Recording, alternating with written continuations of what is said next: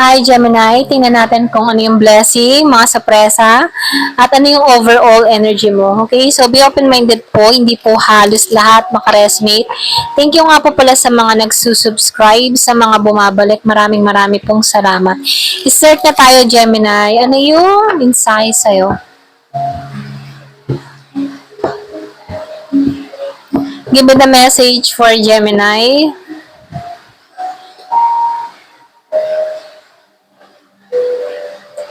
So dito no, knowledgeable kang tao. Marami kang experience sa buhay. Maraming natututunan ang tao sa'yo.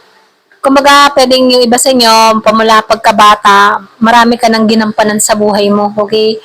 So, madali kang nag-matured, ganun yung energy mo, no? Kaya dito, no, kaya blessed ka dahil sa mga ganito mong katangian, no, matured kang tao, alam mo yung mga hirap ng buhay, mga pagsubok na kailangan lumaban, ganyan. So, nakikitaan ko dito na nagtatagumpay ka dahil sa experience or sa mga naranasan mo dito. Kumbaga, meron kang strategy na sinusunod, alam mo na yung ginagawa mo. So, nakikitaan ko rin dito, yung iba sa inyo, merong bagong simula na parating sa buhay mo, okay? Bagong simula na kung saan magbibigay sa'yo ng galak at saya. So, nakikita ko dito, tapat kang tao, hindi ka sinungaling, Pero pagdating sa relasyon, gusto mo, ganun din, tutumbasin din yung katapatan mo rito. So, meron ako nakikitang oportunidad na parating doon sa iba. Pwedeng magbubukasan yung oportunidad para sa'yo, okay? Sa trabaho, sa love life, or maging sa mga kaperahan mo, okay? So, nakikita ko dito, yung iba sa inyo, pwedeng may pag-aani ng tagumpay. Hindi lahat, yung matipo na lahat ng sacrifice mo, lahat ng pinaghirapan mo, meron ditong bunga, okay? So, nakikitaan ko dito kung ano man yung mga ginawa mo, mga pinagdaanan mo, or mga tinrabaho mo, meron ng resulta, okay? So, yung iba naman sa inyo, meron akong nakikita ditong nag-iintay, okay? Pwedeng meron kang iniintay, pwedeng nag-iintay ka ng travel, ng tawag, or pwede rin nag-iintay ka ng documents, or yung ba tipong nag-iintay, meron kang iniintay, importante, pwedeng repeatance, pera, padala, mga ganun, no? So, pwedeng package, letter. So, nakikita ko dito yung pag-iintay, ano? Na kung saan, hindi ka nawawala ng pag-asa. Kaya dito, no, pwedeng nag-iintay ka ng resulta sa mga tinatrabaho mo at makakamit mo na to, okay? So, dito, no, nakikita ko dito, likas kang may karunungan, likas kang matalino. So, nakikita ko dito, hindi ka mabasa ng tao, pwedeng mahirap kang basahin kung ano yung nilalaman ng isipan mo. Kumbaga, hindi ka makita, hindi ka makutuban kung ano ba yung kasunod mong hakbang na gagawin. So, magaling ka sa diskarte, okay? So, nakikita ko rin dito, no, meron ka ditong kapayapaan, kaliwanagan, alam mo yung mga hakbang na ginagawa mo. Yung iba sa inyo, mas gusto mo pa nga yung nag-iisa kasi nakakapag-isip ka ng maayos, okay?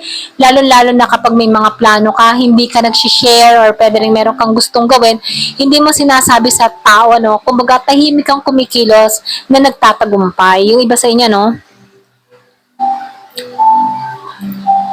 So, dito, meron na ako nakikitang conflict. Pwedeng yung iba sa inyo, meron kang nakaaway, nakaalitan, or meron kang nakatampuhan.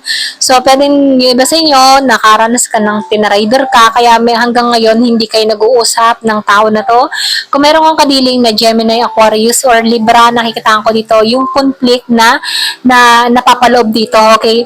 So, nakikitaan ko dito, meron ditong matindi yung emotion na nararamdaman, ano. Pwedeng meron ditong tao na nagnanais ng karelasyon, nagnanais ng maayos na koneksyon. So, na-feel ko dito yung emotion, yung pagnanais, or pwede rin meron ka ditong tao na ma-attract na gano'n, ano. Andun yung pagiging mapagmahal nito, pag-aaruga ng tao na to. So, nakikita ko dito, meron kang ma-attract ng tao dito na mapagmahal, okay? So, bagong simula to, bagong adventure yung parating sa buhay mo. Pwedeng bago to para sa'yo, pwedeng hindi mo na-experience tong ganito na makita yung halaga mo, gano'n, no? So, meron kang ma-attract dito na ganong tao.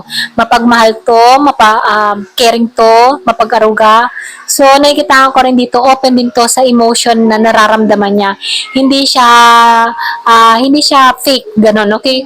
So, nakikita ko dito na totoo, authentic, ganyan. So, may yung iba sa inyo, no, bagong simula yung parating sa buhay mo. Kaya lang dito, no, meron lang akong nakikitang kaguluhan, merong kompetisyon, merong away, or pwede rin sabihin, meron ditong mga involved na pwedeng ayaw na maging masaya ka or ayaw kang makita na meron ka ng bago, okay, or bagong nagmamahal sa'yo. So, meron ako nakikita ditong tao na pwedeng naiinggit sa connection na meron ka, pwedeng yung iba sa inyo masaya yung love life mo, masaya yung connection na meron ka dito. Kaya meron ditong mga taong sobrang inggit, galit, sa tinatamasa mo, sa lahat ng nangyayari sa buhay mo. Okay? Pero ganun pa man, nakikita ko dito yung katatagan mo, yung inner strength mo, yung tapang mo, yung lakas ng loob mo, na kahit may mga pagsubok kang kinakaharap, andun ka pa rin sa paglaban, andun ka pa rin sa pagsulong, okay?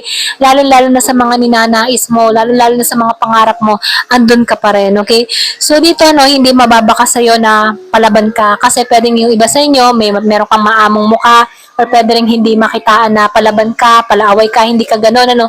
Pero ganun pa man, sa kaloob-looban mo, andun yung tapang mo, andun yung fighting spirit mo, na kaya mong matapos lahat ng mga pagsubok na kinakaharap mo. Ayan. So, the star. Lumabas ang the star dito, and then nakikitaan ko dito yung 7 of Wands. Dito, kailangan mo din matutunan mag-put ng boundary sa sarili mo. Hindi kailangan open ang lahat. Hindi kailangan nakakapasok lahat. Hindi kailangan alam lahat ng nangyayari sa buhay mo. So, sinasabihan ka dito, yan, kailangan mo din dito mag-put ng depensa, okay? Lalo-lalo na kung meron kang minimithi, meron kang mga pangarap, meron kang gustong marating. So, dito, kailangan may privacy ka din. Hindi kailangan ibulgar mo kung ano yung mga pangarap mo, kung ano man yung mga plano mo. So, dito, kapag meron kang ninanais, meron kang plano, meron kang gustong gawin, kailangan i-keep mo to para sa sarili mo. Para na sa ganun, maprotektahan mo yung pangarap mo, okay? Kasi dito, nakikita ko dito, meron ditong tao or pwede rin meron ditong nahihirapan sa sitwasyon.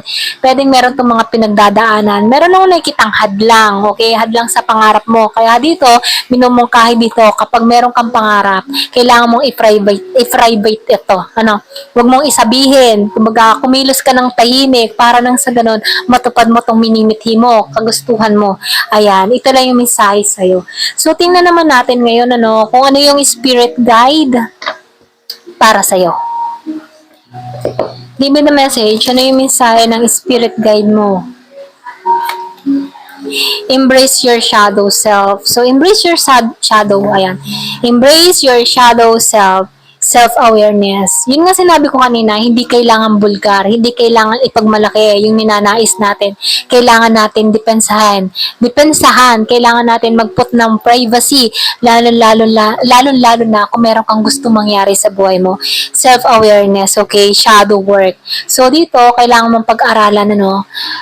Kailangan mong pag-aralan yung mga dapat tanggalan. Kailangan mo tanggalan yung mga negative, yung nagpapababa ng energy mo. So, ito na yung time para sa paglago, para magtuon ka sa maturity mo, okay? Para magiging kang matured.